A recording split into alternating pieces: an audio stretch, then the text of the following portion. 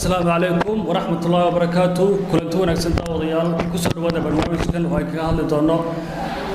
Mujaahid Xasan Aadan Wadaadiid oo kamid ahaa mujaahidiinta ama udub-dhaxaadkii ururkii SNM.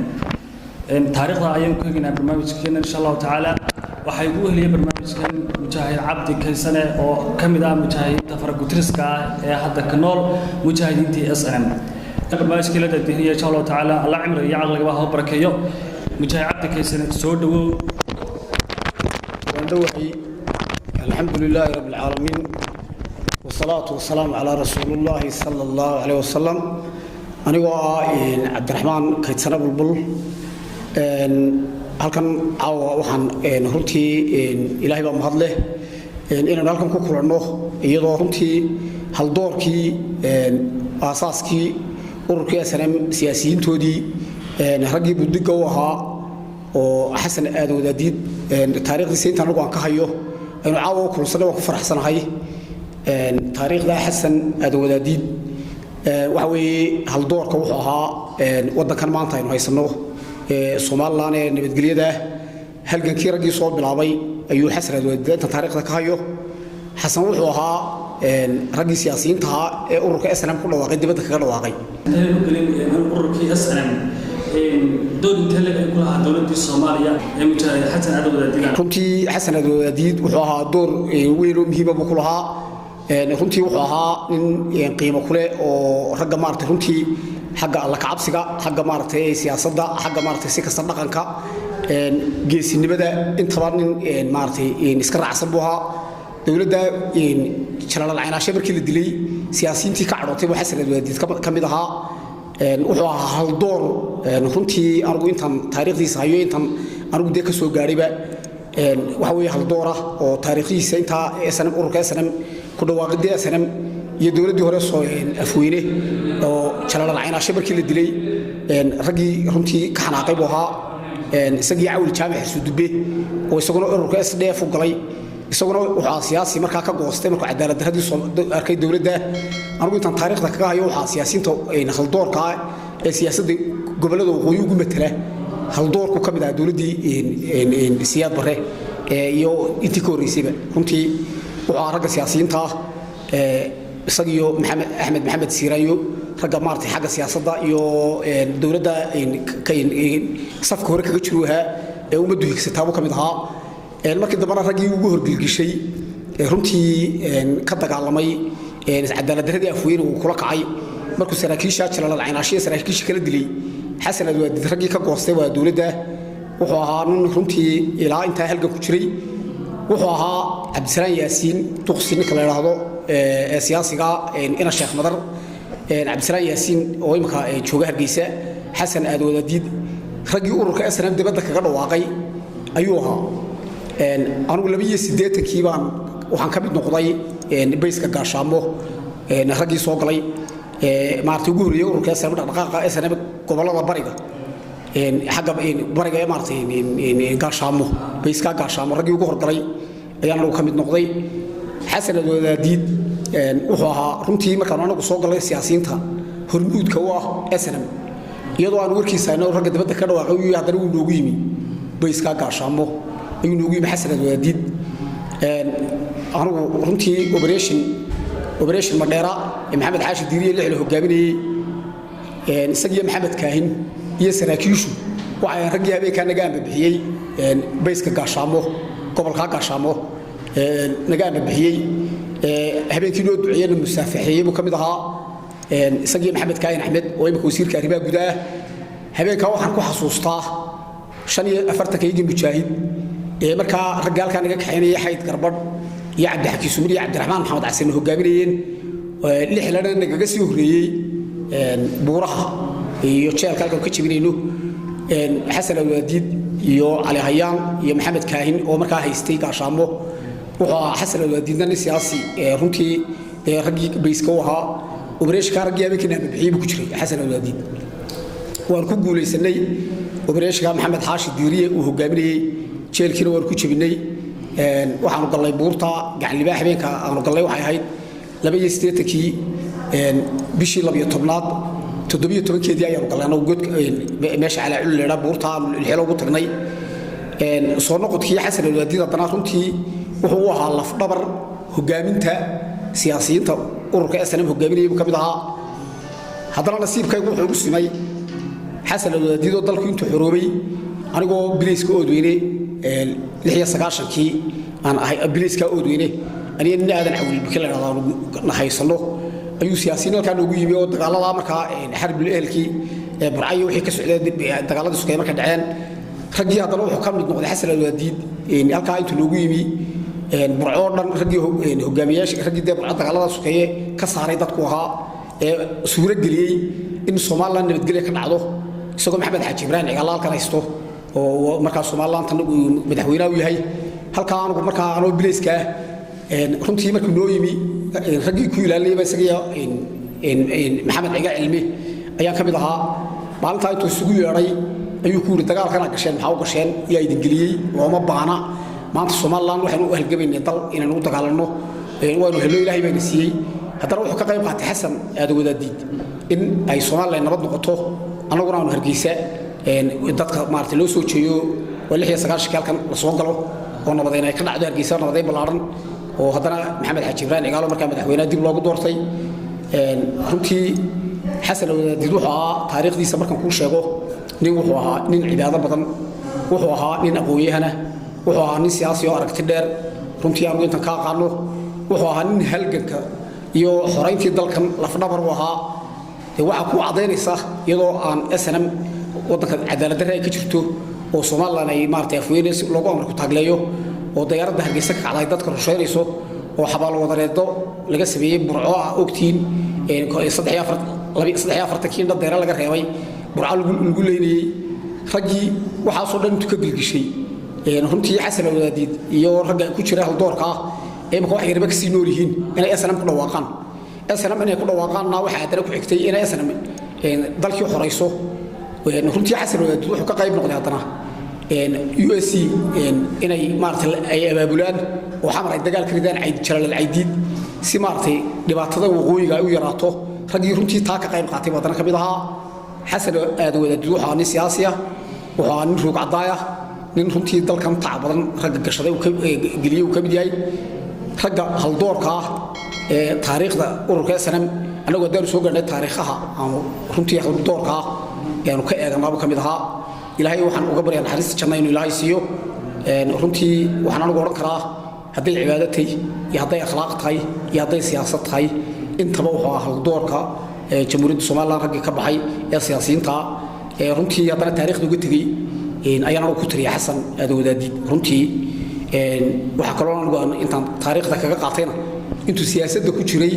nin waxa nabad jecel nin waxa jiritaanka hadiya jaraale waqooyiga ilaa saraakiishii hore xasankeedii markay inqilaabka sameyn jireen nin runtii had iyo jaraale ka turjuma in dadka waqooyiga dhibaatada haysa diida oo runtii jecelaystay inuu waqooyi xornimo helo waxaan markaa wax xasuustaa runtii in ilaahay soo gaarsiiyo Soomaaliland xora uu nabadgelyadeeda ka qayb qaatay inaan hadana hargeysa isugu nimi iyo de maanta reerkiisa uu yaalo guriyii uu ku leeyahay maanta taariikhna uu maanta nooga tago runtii waxaan aan oran lahaa ragga nooca hal doorka runtii ka soo qayb qaatay halgankii in mar walba la xuso oo taariikhda lagu xuso oo aynaan mar kaliya iloobin marna iloobin midka dadka ka sii nool inay runtii taariikhda xusaan isagiyo wixii kala dhintayba waana u ducaynaya anigu waan u ducaynayaa ilaahay jannatul firdaws geeyo ilaahay waxaan ka baryaa naarta Allah ka xoreeyo xasan alwaadiid wuxuu aan digri badan intaan uu ka xasuusto uu digri badna guriga oo inuu ka deganaa ayaa soo digriga saa u digriyay ayuu digriga wuxuu ku wareegi jiray guriga adkaar buu ku wareegi jiray hadii jaraalo waxa aan digri badan oo saa u wareega markuu maartay adkaarta akhriyaan cidna la hadlin runtii wuxuu aan duca badan waxaan qabaan uu dadaalkoodii iyo ducadoodii halganka raggan halka ku soo gaadhnay ka mid ayuu xasan aadan ka mid ahaa runtii waxaan ahaa nin ku duceeyay hadii jaraal nabadgelyada iyo jiritaanka Soomaaliland iyo in ummaddu ay aslaxdo ay nabad ahaato runtii anigu imka halganka rag badan oo runtii ku jira halganka oo maanta nool baa jiray rag dhintayba laakiin isaga waxaan ku xasuustaa waan aad ugu xasuustaa runtii inuu halganka ducada raacin jiray ducadiisa hadii jaraale tusaalahaan marka operation ka u baxnay Madheera labadii jeer wariyaan ku jabinay أما صدق ولا وضع مد أي أدي شربة الله دوبيو هبين وحبا تاريخ ما هي رمتي لبنا نودع يعني نجسوا قاربي وركونا بتقلا هذه شرالو قالوا كنت دعية حسن أما وبرشلونة كنت دعية ولا فايدة شيء دي أسرع من يكون فايدة واحد كرنيسا والله واقعي وكنا تشحدي دقال كبير كقولي سني وحال رمتي USC يعيد بابك دقال ده وقوي فربطين أيها اللي ما سبب حالة قد له حمر رجيو أبابله ودربه إن إلى المرتبط كان دول دي أفويله وعيد رجيو هبيه مكملها أنت نروح حسوسته هو بكسيه مكملها الصغير بدل ومانته موطني رجل نولبا إلهي وحكبر إياه مشاهدين تين تنو الله إلهي عسي يشرف السيو تلقى الصومال لنا إن مانته يصنع رجع صوص تي أما فكر كسوق لينا إلهي وحكبر إياه إنه التاريخ ده إلهي نقضيعين إلهي إنه نقضيعين وعلى مشاهدين تميل كستيو كنوا لين حسنة الديدي وحيد طيبة مشاهدين كرجع نقب حيوة هلو دعيانا نقول الله ميل ولا ينشوفنا بين الدعاء راعينه وكردين يقولون دعينه نخرجتي كنوا الله أينو مارتي إن ده إلى وأستان قرن أينو إلى شنو خرجتي وأنا نقول الله أوركاسنا وحي كنوا لنا خرجتي هايس كلميان وإلى هنا أين كحرنا الكلام عن طرنا بتقولين مثلا بتقولين أنا أحكي قارسين بتشلو مرضان قدار كريم ما تحميه ولا قال لي يا مشلين رجع صوت الكوسة هالجميل وكمان التاريخ ده سيكون أولون إنه يميلوا البا جيس كافر كيسو يميلوا البا قي كيسو ونجا نبتقلي هايسنا كنتي وحكلون نقول الله كنتي واركيسان أفريقيا لين أول باي كقي كيسا ما صومالا اللي هو سيء عندنا موسيقى تاسون إنه يلاشنا نقول الله يرجعنا يجوا حوا إن وصل هالجك واحد انتهي وبس انتهي وحلاي ما أحبط يكون انتهي بقى يا جماعة التاريخ وحوا ضل كيوصل انتين أما فكر كجليين إنه بيسنادون نبتقلي هذا إلهي نوح كبر اعتراف مبين نجا مغني نبتقلي ولا يسمعه ضل كشريتات الصومالان إنه اعتراف عالمي هالله اعتراف عالمي إنه إلهي كود سنينا وحنا نجا مغنى مانته نبتقلي ولا يسمعه أنا ويمك سوق هرجيس مرة كل مرة يوم مرة دارن عنده وجب بقرن وجري جري نبتقلي وسيحنا يوم ده وحي وقال السلام أنا هستا كل واحد يرى نجا ندمنا إن شاء الله ورسكت وسدونا رجينا دل يردنا وحلاه تاريخه كدلنا وطبعا كعويه تاريخ ده وركيا سنة يرجع خلدور كا ضلك وسوء الجبي أنا واحد أقول تاريخ ده تيفيا ده تلاقى عيطملها أما وحول لك الشيء لها تاريخ ده ونكسر اللي كعويه ونور مو حياة ونكسر واستعماله كل ما في الصحافة وسائل لما أفلو حاجة ونكسر مرة الله استعماله ده تكون وش على يستا كعوينا ولا الله تاريخ ده كعوينه تصير حل ما يكون على تهي إن الشال كم درا قشان إنتل سائد قاعته ربي الشال كم درا عقله قديم دي تاريخ دي صار ساقل عقله كشة كربا ويا بيسان إذا خرجنا ويا بعض من التاريخ ده ربي سيابا بدر أحيانا بدر ما كتب دبي أنا كتب دبي لكن وحوي هذه الشرالي مرة والله مرة كلاقي دبي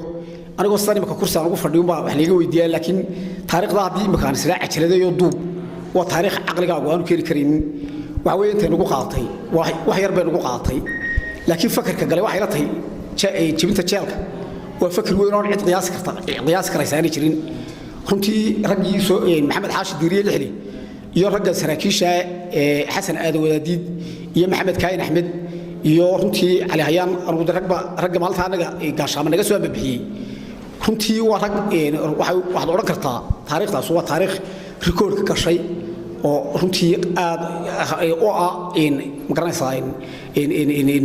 SNM oo ah waxa taariikhda markan kaaga sheekay waxa kalifin jeelka la galo ururka SNM waa dawlad weyn oo markaa dawlad xoog weyn oo Afrika oo hubaysan oo afweyn haysto nin jaahil haysto oo runtii in xoog weyn in lala dagaalamo waxa ka horeysa in meel muhiim ah laga dagaalamo oo ururka SNM lagu aqoonsado si dadka loo soo jiito runtii waxaan oran karaa fakarka rag dhaliyay waxay seeska u dhigeen laba goor baa SNM seeska loo dhigay ayaan oran karaa marwaa markii lagu dhawaaqay oo dadka dhalay wada gaarsiyo urur SNM leeyahay oo runtii xasan wadaadiyay kamid ahaayeen marka labaadna waxa weeyaan jabinta jeelka in urur jira oo dagaalami kara oo gudaha ka dagaalamay dawlad xoog inta leeg leh oo bartankeedii jeelkii bartan ku jiray ee gobolka Berbera iyo gobolka Togdheer iyo gobolka Hargeysa saddexda bartankood oo buuraa ku yaala ila jabiyo ee maskaxda ka shaqeysay runtii waxaad arki karaysaa iyo sida caalamka u gashay media u gashay caalamka oo dhan dawladda inta caalamkeedu dhisnaa 12 sanadood jirtay jamhuuriyadda jirtay jeelkeedii in bartakaynta la jabsado oo haddana dadkii laga jabsaday la badbaadiyo inta la dhexmariyo iyada inta la dhexmariyo sidii lagu saaro Itoobiya iyagoo nabad qaba lagu geeyo da fikirka kale wad garan karaysaa qaali inuu qaali waa fikir aad u qaali ah waxay noqotay in jeelka lagu aqoonsado sanam jibinta jeelka talabaadna waa xawiyada saddexaad ee ururka sanamna waa in dagaalami karto oo ururkii xoogii magaraysa afweyne iyo ciidamadiisii jabiso na waxay shuhaadadii burcaduuray maalintii lagu dagaalamay burcaduuray ee maxamed xaashi diiriye lixlitaan uu hogaaminayay ee runtii saraakiil badan ay ku dhimatay saraakiisha soo waxaan qabaamay dhiman waxay markaa maalintaas taasina muujisay maalintaana in taariikh SNM ay dagaalami karto xoogii iyo ciidamadii maalinta beesha ka dagaalamayna SNM saani u burburisay oo la dagaalantay oo SNM inuu urur jira xoog leh uu yahay saddexda lagu aqoonsaday ee ugu qaalisanay waa burcaduuray waa jibinta jeelka waxa weeyaan ku dhawaaqidii ururka SNM ee ugu horeeyay xasan wadaad kamid ahaa waa awil cadamada dayaradu aftuubay waa taariikho waa in askar runtii taariikhaymka SNM anigu soo qaadan karee runtii muhiimka kuwaas ka mid ah marka runtii muhiimadda ugu weyn waxa weeyaan jeelkan markaan jibinay waxa loo suura gashay haddana inaanu badbaadno maxaa noo sahlay inaanu badbaadno waxa noo sahlay ummadan iyo buurahan iyo dadka yaala wadanka yaalay ayaa dadka yagii ahaa nimankan la dagaalamayaana waa ninkii dhoofku yimi bay geeridu dhibaysaa oo de waxa weeyaan anagu taakulaan haysanay dadka yagana taakulanayay dadka yaga raali naga ahaa saraakiil maskax leh oo runtii maxamed xaashi diiriye naxle ilaahay u naxariiste iyo rag leba gogasha sii xaadhay waxaan qabaa lixle wuxuu ka shaqeeyay inay saraakiishii ururka SNM ee markaa ciidamada ku jirtay la shaqeeyaan lixle xididda dheer buu lahaa runtii wuxuu lahaa oo kale rag markii taariikhda naloo sheego markaan anagu waraysanay in ildabo kale oo Hargeysa rag u jooga waxa kamid ahaa Cabdiraxmaan Tukri rag badan lixle wuxuu ku lahaa xididda dheer ayuu runtii ku lahaa jibinta jeelka ma dheeraynu hogaamiyo rag Hargeysa jooga oo Burco jooga oo Berbera jooga ayaa runtii taakuleeyay maxamed xaashi diiriye lixle sidaan markaa ku badbaadnay wax ka badan dadka yagiya dadkan oo dhexmareynay oo naqarinayay anagoo runtii kalsooni leh oo ragga saraakiisheedii anaguba ay markaa runtii hamigayagu aad u sareeyay oo runtii aanu ku talagalay dalka yaga inaanu dhimanno markaa nolol baan ku meena talagelin waxaan ku talagalay inaanu dhimanno ilaahayna uu nagu badbaadiyay jibinta jeelka waxaan hadafkaygu laba buu in ururkan SNM la aqoonsado jibinta jeelka lagu aqoonsado waa qodob kalabaadna waxa weeye ragii u faade mutacalimiinta la xidhay odayaashan aan markii la baxnay inaanu jabino anaga hadafkaygu waxa jeelku dhan inaan wax ku jira jabino laakiin intii ilaahay u qadaray uu habeenka ka jabinay oo runtii taariikhda gashay runtii rag qiimo badan oo imka maxamed aadan maxamed diiriyaad ruush oo imka Hargeysa jooga wasiir soo maray rag runtii wax dhintay wax nool baa qiimo leh Ahmed Maxamed Rashiid oo imka jiifa oo runtii buka cawl cilmi Cabdalle oo garanaysan taariikhdu ka tagay waragan xusayo cawl cilmi Cabdalle oo raga runtii dayarada iyo Hargeysa ma yarkan qodo taariikh badan kaga tagay runtii rag hal door ah oo runtii dalka wax ku taray dhagaweyne loo jiro qaali ahaa ilaahay u naxariistay uu dhintay isaguna dhagaweyne oo ganacsatada waaweyn ahaa rag Ismaaciil Xaaji Cabdin loo jiray oo runtii isaguna ahaa nin siyaasi oo BBC ka shaqayn jiray oo ragga meesha ku xidhan ahaa raggan anagu kala baxnay kuma naqasana oo ka faydnay ururka SNM taa kala badan bay galiyo dagaal badan bay galiyo runtii oo email soo gaarsiiyay tusaalaan marka dib ka soo qaata aad ruush oo imka nool